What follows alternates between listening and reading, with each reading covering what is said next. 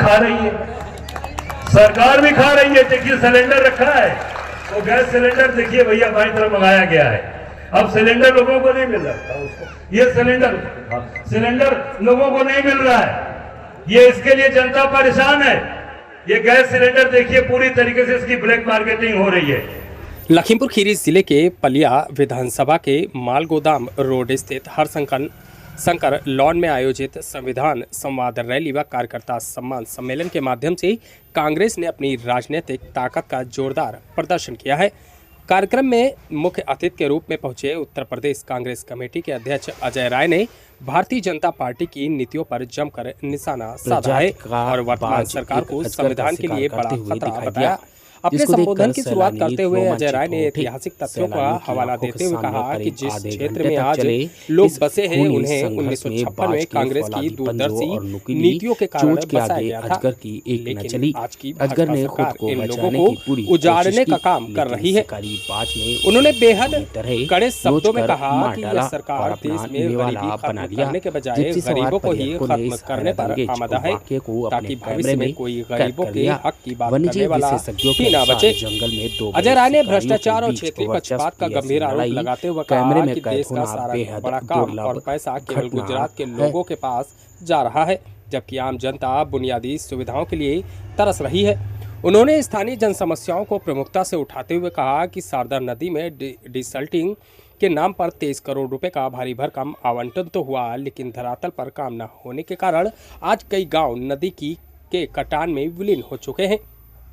सरकार के बदलते देश के नारों पर तीखा तंज कसते हुए उन्होंने कहा, जो सरकार बजाज चीनी मिल से गन्ना किसानों का वाजिब बकाया तक नहीं दिलवा पा रही, उसे सत्ता में रहने का कोई नैतिक अधिकार नहीं है। यह उत्तर प्रदेश सरकार के लिए बेहद शर्म की बात है कि अन्नदाता अपने ही हक के पैसे के लिए दर दर भटकने को मजबूर है। इसके साथ साथ उन्होंने क्षेत्र में बढ़ते बाघों के हमले और घरेलू गैस सिलेंडरों की कालाबाजारी पर भी गहरी चिंता व्यक्त करते हुए कहा कि सरकार आम आदमी की सुरक्षा और ज़रूरतों से पूरी तरह आंखें मूंद कर बैठी है। कार्यक्रम के दौरान सीतापुर सांसद राकेश राठौर, सचिव व आईसीसी धीरज गुज्जर, पूर्व सभासद रवि वर्मा, पूर्वी वर्मा और उदयवीर यादव सहित भारी संख्या में दिग्गज नेताओं और हजारों कार्यकर्ताओं की मौजूदगी ने इस रैली को आगामी राजनीतिक बदलाव का एक बड़ा संकेत बना दिया है। सरकार भी खा रही है। देखिए सिलेंडर रखा है, वो गैस सिलेंडर देखिए भैया बाई तरफ मंगाया गया है। अब सिलेंडर लोगों को नहीं मिल रहा था, उसको ये सिलेंडर लोगों को नहीं मिल रहा है। ये इसके लिए जनता परेशान है। ये गैस सिलेंडर देखिए पूरी तरीके से इसकी ब्लैक मार्केटिंग हो रही है। आज लोग लाइनों में खड़े होकर हाथ पकड़ो, भाव उसको सर पे, ये देखो आज इसके लिए पूरा का पूरा आज पूरे देश के अंदर हाहाकार मची है और इस सिलेंडर के लिए लोग लाइनों में खड़े हैं, बेहोश होकर गिर जा रहे हैं और सरकार कह रही है कि नहीं कोई दिक्कत नहीं है। यही दिक्कत है कि आज देख सकते हैं कि पूरे प्रदेश देश के अंदर आज जो कहेंगे कि नहीं वार शुरू हो गया इसलिए दिक्कत हो रही है। अरे वार जब शुरू हो गया तो आपने उसकी वैकल्पिक व्यवस्था की? वैकल्पिक व्यवस्था नहीं हुई। जैसे कोरोना काल में कोरोना फैलना शुरू हो गया, लॉकडाउन कब लगाया? हमारे नेता राहुल जी ने कहा था कि बहुत बड़ी विपदा आने वाली है, सावधान हो जाए केंद्र की सरकार। पर केंद्र की सरकार ने हमारे नेता राहुल गांधी की खिल्ली उड़ाई, मजाक उड़ाया और कहा नहीं जैसे ही बोलते हैं ननिहाल से आए हैं अपने, याद होगा आप लोगों को। और वही जब राहुल जी ने कहा उसके एक हफ्ते 10 दिन बाद भयंकर रूप लिया पूरे देश के अंदर कोरोना और भाग करते हुए मोदी सरकार ने रात को 8 बजे का लॉकडाउन किया। पूरे देश के अंदर हाहाकार मच गया। तैयारी नहीं किया। वही हाल हो गया। ऑक्सीजन जो 1000 रुपए का था 800 का था, 5-5 हजार रुपए के ऑक्सीजन सिलेंडर मिलने लगे। दवाइयां नहीं मिली, ऑक्सीजन लोगों को इंजेक्शन नहीं मिला, लोगों को बेड नहीं मिला, मर गए लोग। आज भगवान न करे कि ऐसी स्थिति हो कि लोगों ने घरों में खाना बनना बंद हो गया। आज होटल बंद हो गए, रेस्टोरेंट बंद हो गए, ढाबे बंद हो गए, लोगों के हॉस्टल बंद हो गए। लोगों को आज वहां जो कमर्शियल गैस बंद कर दी गई।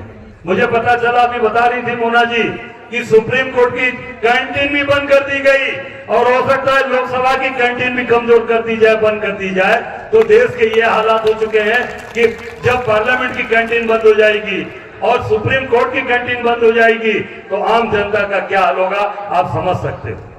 तो आज पूरी तरीके से देश बर्बादी की तरफ उठा के ले गए और कोई वैकल्पिक व्यवस्था नहीं किया, कोई तैयारी नहीं की कि कैसे युद्ध शुरू हुआ तो उसको पूरी तरीके से आज उसको कैसे इसकी व्यवस्था की जाए। मुझे बताया हमारे साथी ने कि जिस भगवान रामलला की बड़ी बड़ी बात करते हैं, अयोध्या का रसोई घर भी बंद कर दिया गया गैस की कमी के कारण।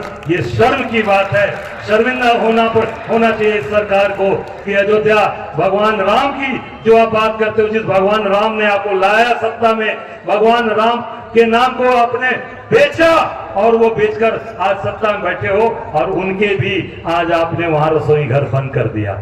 ये पूरी तरीके से साबित हो रहा कि देश को बर्बाद कर दिया, देश को खत्म कर दिया। और मैं आप सब लोगों से यही कहना चाहूंगा अंत में कि पूरी ताकत के साथ हमारे कांग्रेस को मजबूत करिए, हमारे कांग्रेस के साथियों को मजबूत करिए, राहुल गांधी को मजबूत करिए,